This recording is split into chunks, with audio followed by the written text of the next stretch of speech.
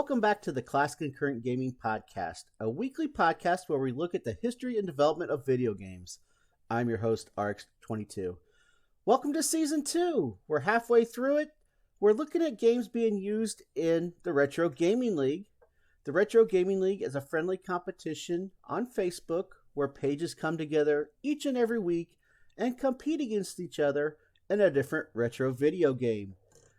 This being week 14 of the Retro Gaming League and episode 24 of the podcast, we're looking at Chip 'n Dale Rescue Rangers, the game being used this week in the league.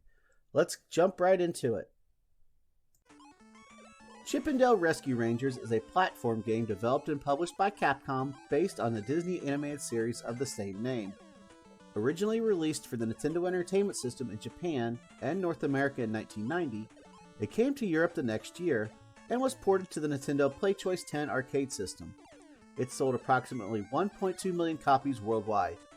The game was included in the Disney Afternoon Collection compilation for PlayStation 4, Windows, and Xbox One, released in April of 2017. Gameplay. Chip 'n Dale Rescue Rangers is a platform game featuring single and two-player cooperative modes, allowing players to choose which levels to access via a map of various locations throughout the city. Each individual stage is set up as a side-scrolling action game where Chip 'n Dale can walk, jump, duck, and pick up objects such as acorns, crates, barrels, and balls to throw at enemies and bosses. Each character can withstand only 3 direct hits before they lose a life, and there are no passwords. In two-player mode, Controller 1 is Chip, Controller 2 is Dale. The rest of the Rescue Rangers also appear to support Chip 'n Dale. Monterey Jack will occasionally appear to break down certain barricades, while Zipper grants temporary invincibility to the player when found.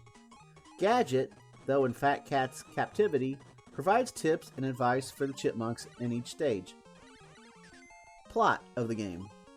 The Rescue Rangers are going on a mission to retrieve a missing kitten for a girl named Mandy. As Gadget goes on ahead to scout the area and Monterey Jack is sent to investigate sightings of strange mechanical dogs with Zipper, Chip and Dale proceed through the streets and into a laboratory where they are attacked by a crazed robot. After defeating the robot, Fat Cat appears and reveals that Mandy's kitten was just a distraction so he could kidnap Gadget and force her to work for him. Fortunately, Gadget is able to contact Chip and Dale by building a wireless phone and sending a map to them via carrier pigeon, allowing them to investigate through the treacherous landscape and reach Fat Cat's casino where she is being held. After rescuing her, Gadget provides the Chipmunks with a rocket that sends them towards Fat Cat's hideout so they can defeat him.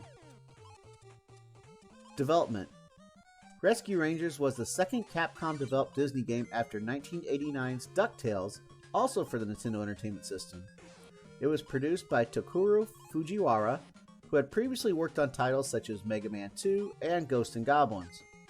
According to then Disney game producer Darlene Lacey, the title is one of the least troublesome Capcom projects to meet the company's family-friendly ethics standards, with very few changes made during development.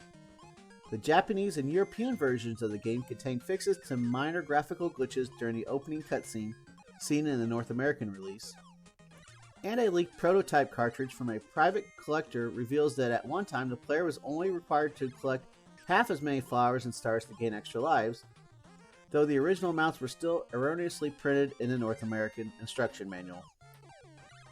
Reception. Rescue Rangers proved to be a commercial success, selling approximately 1.2 million copies worldwide, becoming Capcom's 4th highest-selling game for the Nintendo Entertainment System.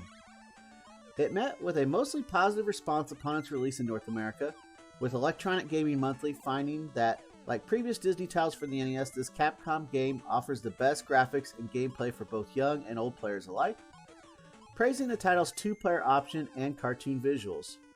The magazine criticized the title's lack of difficulty, saying, like other Disney games, Capcom has hurt a great cart by making it too easy, calling the game a great package that ends too quickly. Conversely, European Mean Machines magazine called it tough and enjoyable, and said what sets Rescue Rangers apart from other NES platforms is the speed of gameplay and the level of challenge. The game received the Parents' Choice Foundation's 1990 Parents' Choice Award for the video games that November.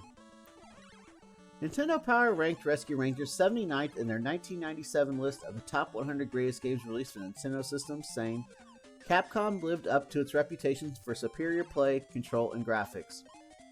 In 2009, website IGN placed the game 71st on their list of the 100 greatest NES games of all time, with editors remarking that the title may have been more linear than Capcom's earlier title DuckTales, but it was nonetheless an addictive platforming masterpiece. That year, Games Radar ranked the game 6th on their list of the 7 best Disney games, saying Rescue Rangers was still worth playing nearly 20 years after its original release. Sequel. Capcom released a sequel in December of 1993 titled Chip 'n Dale Rescue Rangers 2, also for the Nintendo Entertainment System. The title has similar graphics and gameplay, as well as additional incentives for cooperative play, such as mini-games that can only be played by 2 players, and the ability to throw one's partner as a weapon. That sounds like a lot of fun to me. All information here was provided by Wikipedia. And that will bring this episode of the podcast to a close.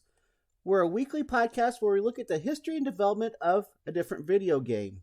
We'll actually be back in 2 weeks' time, and we'll look at Darkwing Duck, which is the next game being used in the Retro Gaming League. To check out the Retro Gaming League, go to facebook.com/Retro Gaming League 1.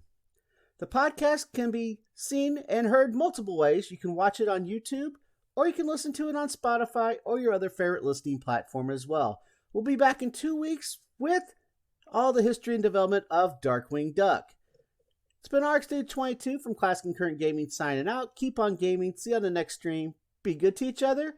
And you'll hear me on the next podcast. Everybody have a great rest of your day. Thank you for listening, and we'll see you next time. Take care, everybody.